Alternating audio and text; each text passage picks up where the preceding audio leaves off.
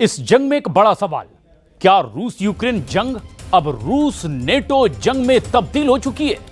क्योंकि एक खुफिया खबर में दावा किया गया कि राष्ट्रपति ट्रंप दुनिया भर में मौजूद अपने सभी टॉप कमांडरों को अमेरिका में एक खास और बड़ी मीटिंग के लिए बुला रहे हैं। दावा तो यह किया जा रहा है कि अमेरिका रूस से एक बड़ी जंग की तैयारी कर रहा है। वहीं दूसरी तरफ एक मीडिया रिपोर्ट में दावा किया गया कि ट्रंप यूक्रेन को टॉमहॉक मिसाइलें भी दे सकते हैं ताकि मॉस्को तक हमले सीधे किए जा सकें। तो वहीं संयुक्त राष्ट्र में रूस के विदेश मंत्री सर्गेई लावरोव ने सीधी चेतावनी दे दी है कि रूस के खिलाफ किसी भी आक्रामक रवैये का अब निर्णायक जवाब मिलेगा।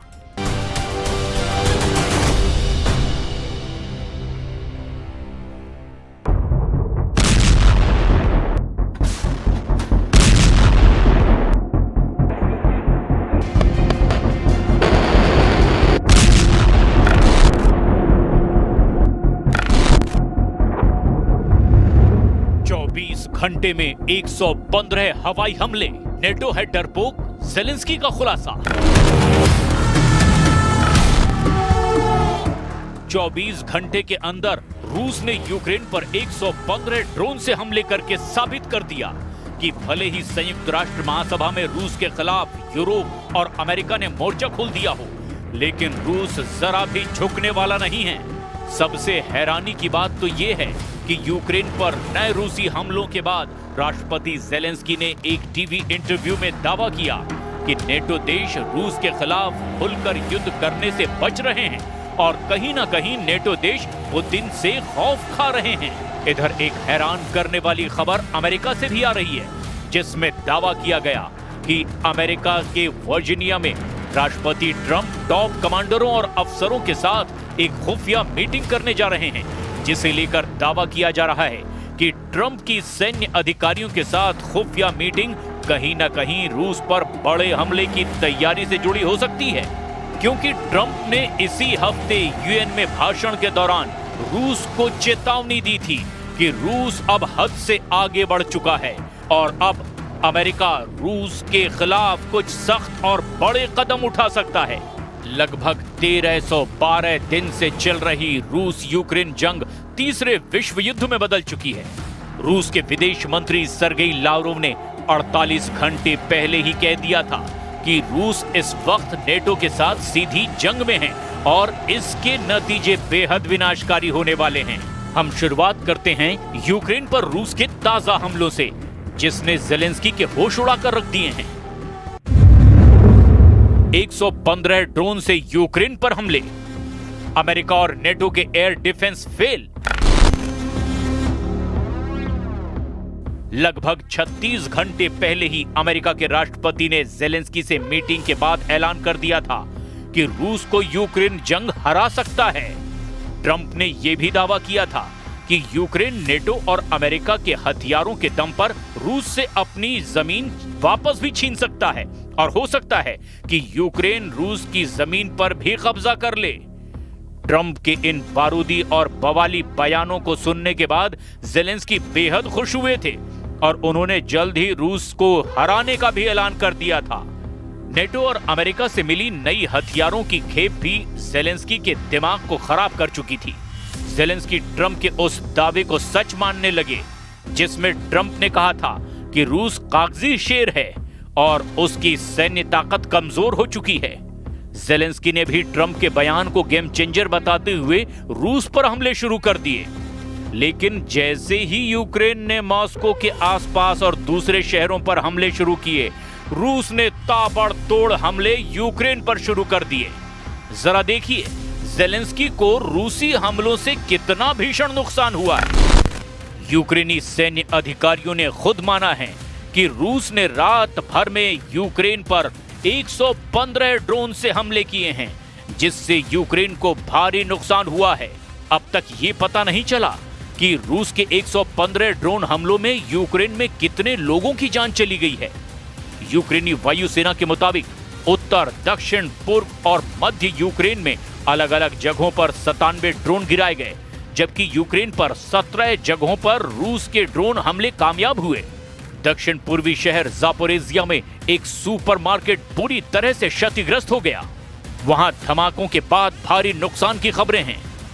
रूस ने 26 सितंबर को दावा किया था कि उसने पिछले हफ्ते यूक्रेन में सैन्य ठिकानों पर उच्च सटीक हथियारों और मानव रहित ड्रोन से एक बड़े पैमाने पर हमले किए थे, जिसमें से 6 सामूहिक हमले यूक्रेन पर किए गए थे। 20 से 26 सितंबर तक रूसी हमलों में यूक्रेनी सैनिकों के सैन्य गोला बारूद डिपो, सैन्य हवाई क्षेत्र संरचना, लंबी दूरी के हमलावर ड्रोनों के उत्पादन केंद्रों पर हमले किए गए थे।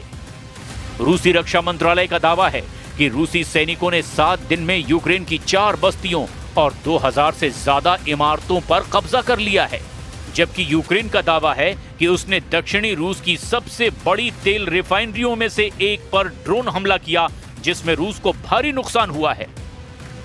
Ехал, передо мной осколки лежат, всякие там, не знаю, железяки. Понял, что прилет, хотел отъехать резко, начал отъезжать, но сразу же прилетело. Ну и все, и подушки стрельнули, и машина докатилась, чуть дальше от места прилета. रूस पर बड़े हमले की तैयारी, ट्रंप की खुफिया मीटिंग। एक तरफ नेटो देश रूस से बड़ी जंग की भीषण तैयारी में जुटे हैं, तो वहीं नेटो देश फ्रांस, पोलैंड, जर्मनी, ब्रिटेन रूस को कड़ी टक्कर देने के लिए सबसे आधुनिक हथियारों को रूस के खिलाफ इस्तेमाल करने की सोच रहे हैं। कुछ खबरों में तो दावा किया गया कि जब से राष्ट्रपति ट्रंप ने रूस और पुतिन के खिलाफ आक्रामक बयान दिया, अपने कड़े तेवर दिखाए, उसके बाद से नेटो और यूक्रेन के हौसले काफी बढ़ चुके हैं। हम आपको एक ऐसी खबर बताने जा रहे हैं जिससे कहीं ना कहीं साबित होता है कि रूस के खिलाफ अमेरिका सीधी जंग में या तो उतरने वाला है या फिर पर्दे के पीछे से उतर चुका है।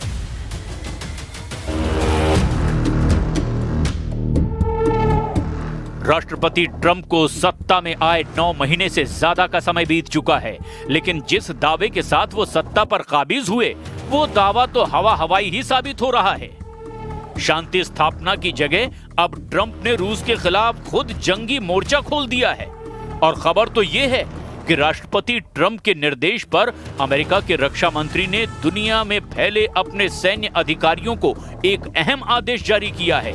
इस आदेश के तहत अगले हफ्ते वर्जीनिया में सभी सैन्य अधिकारियों को जुटना होगा और इस बैठक का कारण असामान्य हालात बताए जा रहे हैं। इसी आदेश की वजह से दावा किया जा रहा है कि जब फ्लैग या जनरल अफसरों की बैठक अमेरिका में वीडियो कॉन्फ्रेंसिंग के जरिए लेता है, तो फिर दुनिया भर से उन्हें चर्चा के लिए वर्जीनिया क्यों बुलाया गया? क्या ट्रंप की खुफिया मीटिंग के जरिए अमेरिका सीधे रूस के खिलाफ जंग में उतरने जा रहा है? क्या आर्टिकल 5 के तहत अमेरिका ने जंग की तैयारी शुरू कर दी है? और क्या अमेरिका ने यूरोप और नेटो को जंग का फेस बनाने की तैयारी कर ली है? Проводились буквально по линейке, без какого-либо учета этноконфессиональных факторов. Еще один наглядный пример – спровоцированный Западом кризис на Украине, руками которой НАТО и Евросоюз хотят объявили уже моей стране настоящую войну и прямо в ней. नेटो है डरपोक, ज़ेलेंस्की ने मांगी टॉम हॉक मिसाइल। यूक्रेन काफी लंबे वक्त से रूस की तेल रिफाइनरियों पर हमले कर रहा है, लेकिन इसके बावजूद रूस के हमले कम होने की बजाय और तेज और घातक होते जा रहे हैं। नेटो देश पोलैंड, रोमानिया, एस्टोनिया पर भी रूस के आक्रामक तेवरों से हड़कंप मचा हुआ है। इधर 12 घंटे पहले ज़ेलेंस्की ने नेटो पर गंभीर आरोप लगाते हुए साफ कहा कि नेटो पुतिन से डर रहा है और रूस के खिलाफ खुलकर जंग करने को तैयार नहीं है। ज़ेलेंस्की ने नेटो के ढीले तेवरों को देखकर अमेरिका से टॉम हॉक क्रूज मिसाइल की मांग की है, ताकि मॉस्को तक रूस को गहरी चोट पहुंचाई जा सके। नेटो है डरपोक, ज़ेलेंस्की ने मांगी टॉम हॉक मिसाइल। ब्रिटिश अखबार द टेलीग्राफ के रिपोर्ट के मुताबिक यूक्रेन के राष्ट्रपति व्लादिमीर ज़ेलेंस्की ने ट्रंप से बंद कमरे की मीटिंग में टॉम हॉक क्रूज मिसाइल देने की मांग रखी है। रिपोर्ट के मुताबिक ट्रंप ने ज़ेलेंस्की की मांग को समझदारी से सुना और सकारात्मक संकेत दिए। हालांकि उन्होंने कोई साफ वायदा नहीं किया, लेकिन ज़ेलेंस्की का दावा है कि ट्रंप ने कहा, "We will work on it." Tomahawk missile आधुनिक युद्ध के सबसे खतरनाक हथियारों में गिनी जाती है। इसका वॉरहेड 450 किलो तक का होता है और इसे किसी भी मौसम में या किसी भी भौगोलिक परिस्थिति में लॉन्च किया जा सकता है।